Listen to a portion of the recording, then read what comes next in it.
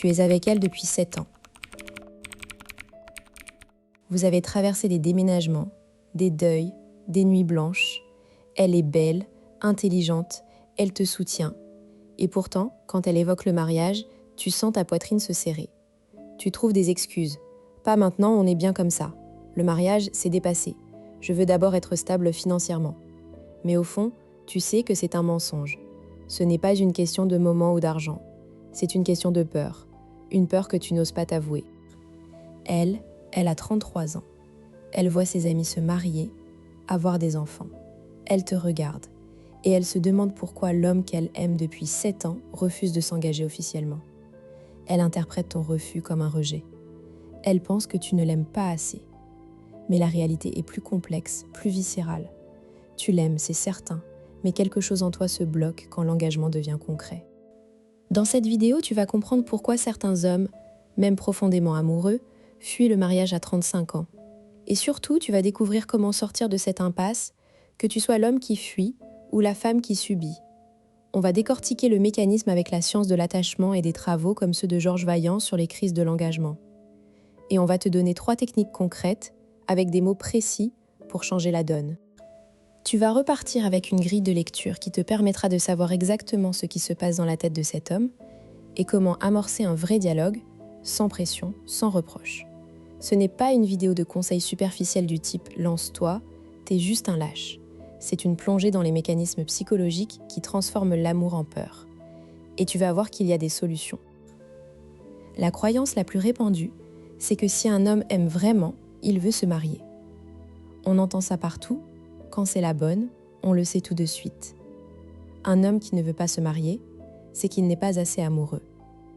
Cette idée est séduisante, mais elle est fausse. Elle ignore toute la complexité de l'attachement masculin. Un homme peut être follement amoureux et simultanément terrifié par l'idée du mariage. Le deuxième stéréotype, c'est que les hommes ont peur de l'engagement par immaturité. On les traite de grands enfants qui refusent de grandir. Mais si tu regardes les données, beaucoup de ces hommes sont des adultes responsables. Ils paient leur loyer, ils ont un travail stable, ils s'occupent de leur couple au quotidien. Leur peur n'est pas une question de maturité, mais d'une forme spécifique d'anxiété liée à l'idée du mariage en tant qu'institution. Enfin, on pense souvent que c'est lié à un manque d'amour ou à une peur de l'engagement en général. Mais les études montrent que beaucoup d'hommes qui fuient le mariage sont en fait très engagés dans leur relation. Ils sont fidèles, présents, investis. Le problème n'est pas l'engagement affectif, c'est l'engagement symbolique.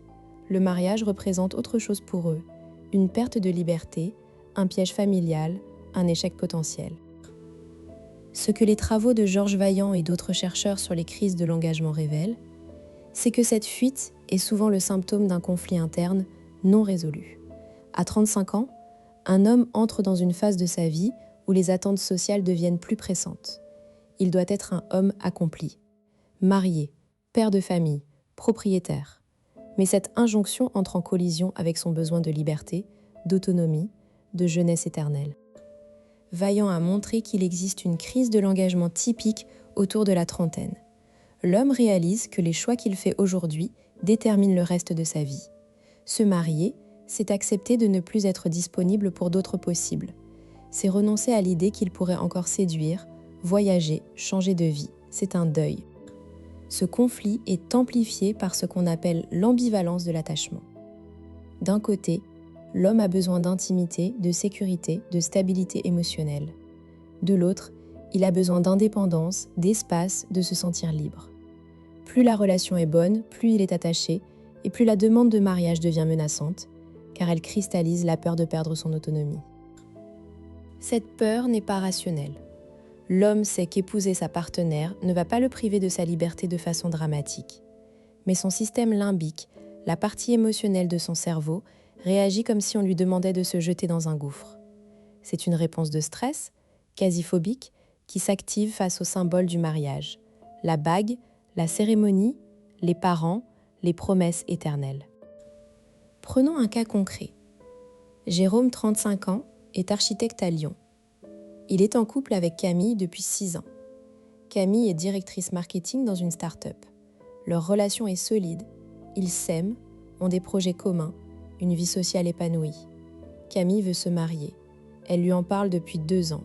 À chaque fois, Jérôme trouve une raison. Je veux d'abord finir ce projet, on n'a pas assez d'argent, ma mère est malade, ce n'est pas le moment. Mais un jour, Camille met un ultimatum. Soit il se fiance dans les 6 mois, soit elle part. Jérôme panique. Il passe des nuits à réfléchir.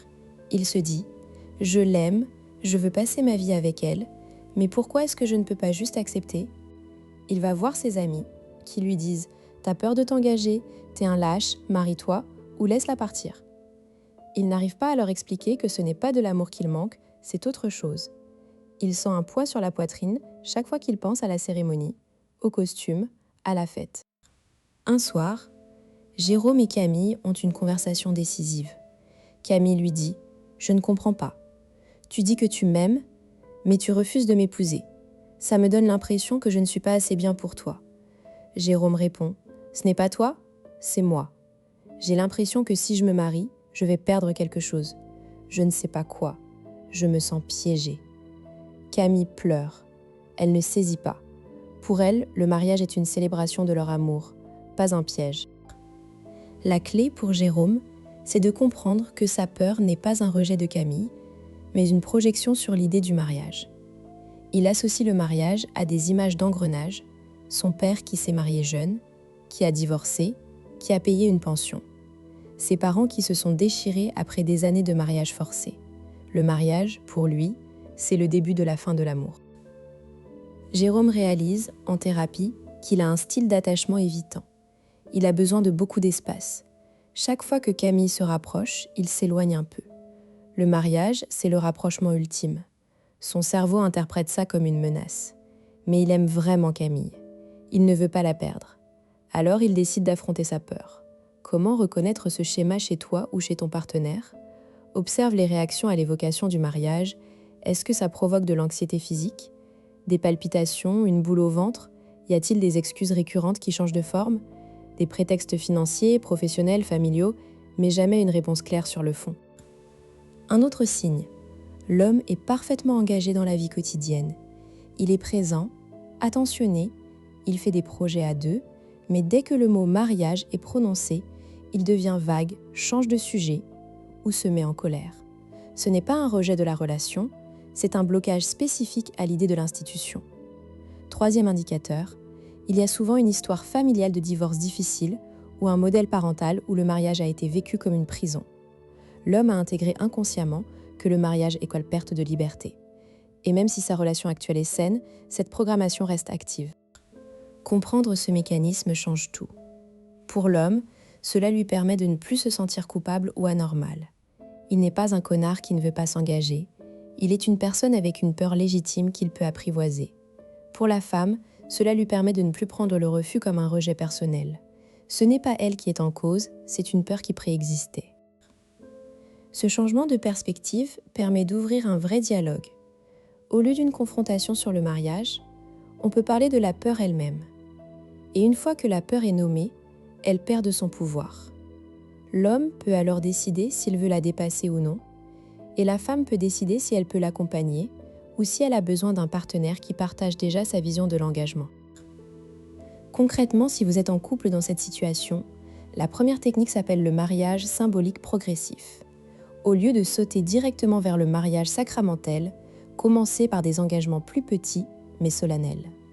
Par exemple, organisez une cérémonie intime où vous échangez des vœux non officiels, ou créez un rituel à deux, un dîner anniversaire où vous renouvelez votre engagement pour l'année à venir.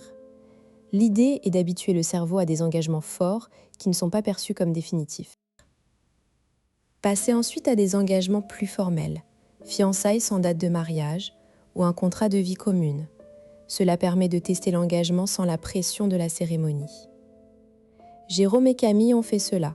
Ils ont organisé un voyage au Japon où ils ont échangé des bagues en promettant de se marier un jour, sans date fixe. Jérôme a ressenti une grande joie, car l'engagement était réel mais sans l'épée de Damoclès du mariage traditionnel. La deuxième technique, c'est l'exposition narrative. Elle consiste à raconter l'histoire de la peur pour lui enlever son pouvoir. Asseyez-vous avec votre partenaire et demandez-lui : quand tu penses au mariage, quelle est la première image qui te vient ? Si c'est une image négative, un divorce, des parents qui se disputent, une perte de liberté, explorez-la. Demandez d'où vient cette image. Est-ce que c'est vraiment ce que serait notre mariage? Puis, construisez ensemble une nouvelle image positive. Visualisez votre mariage idéal, où il aurait lieu, quelles seraient les émotions, ce que cela symbolise pour vous deux. Pour Jérôme, cette technique a fonctionné. Il a raconté à Camille la peur de répéter le divorce de ses parents. Ensemble, ils ont imaginé un mariage qui serait l'inverse. Des parents qui s'aiment, une fête joyeuse, une promesse de construire ensemble, plutôt que de s'enfermer. Chaque fois que Jérôme sentait l'angoisse monter, il revenait à cette image positive créée ensemble. La troisième technique, c'est l'engagement progressif avec palier.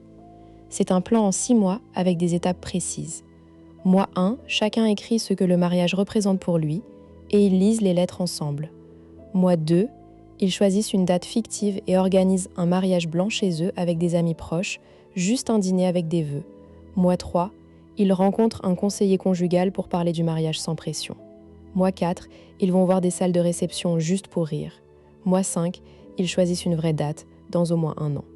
Mois 6, ils annoncent leur fiançailles. Ce plan permet de dédramatiser chaque étape. L'homme voit que l'engagement se construit progressivement, que son cerveau a le temps de s'adapter et de constater qu'aucune catastrophe ne se produit. C'est une forme de thérapie d'exposition.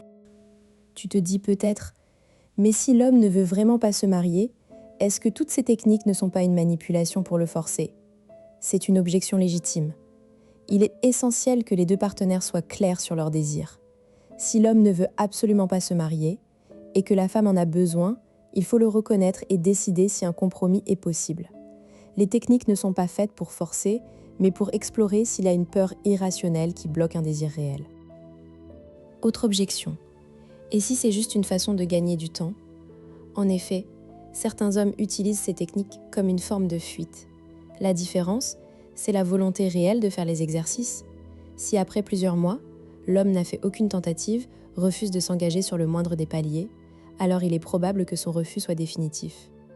Il faut alors que la femme prenne une décision. Enfin, certains se demandent, n'est-ce pas trop compliqué? Pourquoi ne pas simplement se séparer? Parce que parfois l'amour est là, la relation est bonne, et seule une peur irrationnelle empêche le mariage. Dans ce cas, la séparation est une perte évitable. Les techniques demandent de l'effort, mais elles peuvent sauver une relation qui le mérite. Pour terminer, on revient à Jérôme. Au bout de 6 mois de travail progressif, il a annoncé ses fiançailles avec Camille. Il avait encore une petite angoisse, mais il savait que c'était sa peur qui parlait, pas sa raison. Il avait choisi librement, à son rythme. Le mariage a eu lieu 1 an plus tard. Jérôme décrit ce jour comme le moment où j'ai arrêté de courir après ma liberté pour la trouver à côté de moi.